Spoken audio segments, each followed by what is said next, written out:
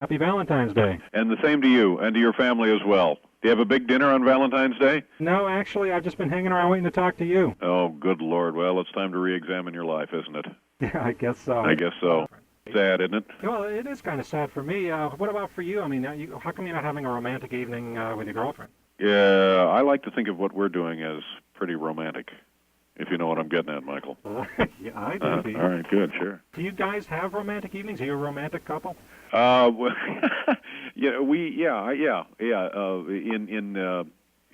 certainly. Yeah, I would say, that happens. You hear me yammering here? I hear you yammering. I hear you yammering. I'm going to really yammer when I ask this one. A lot of guys save Valentine's Day for a day to propose. Right. You? It's not. It has not happened so far today, and will not happen. No, it will not come in under the wire tonight. It's not happening. It's an ongoing sore spot in my life. Thank you very much. I'm so sorry. It's a headache and a fist fight, and I just feel horrible. I just feel horrible about it. And thanks for bringing that up again, Michael. I'm so sorry.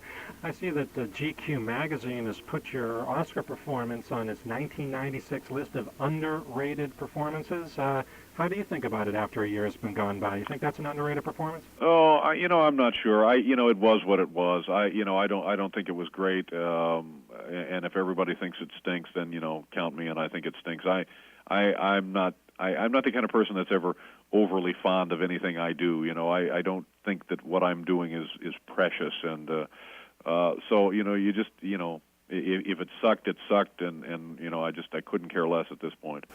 Are you relieved or disappointed not being asked back? Neither, actually. I was thinking that it would be fun. I was thinking that it would be great fun to do it again, because I really think that show last year was very highly rated. There was a great deal of viewership for that show. I don't know historically where it ranked, but it was significantly higher than the previous year and the previous year and the previous year.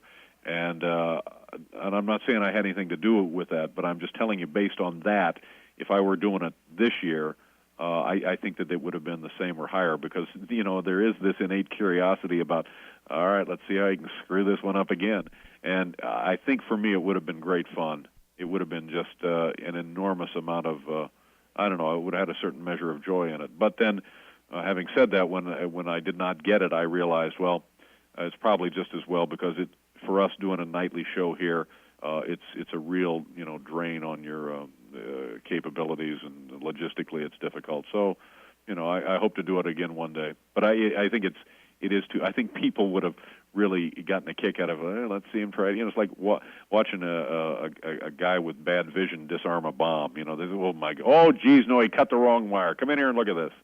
So I think it would have been fun. I think it would have been one of those deals where it turns the nation into a community where everybody is sort of sitting there nudging themselves, waiting to see what happens.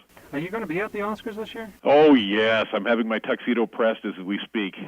Are you going to watch? No. Oh, yeah, I'll watch it. The thing is, I never get to watch television because I'm so working so late, and then I'll get to see a minute or two of it by the time I get home. But it's nothing that I ever made special plans. I don't have a big Oscar viewing party with 120 of my closest friends. I don't even have 20 close friends.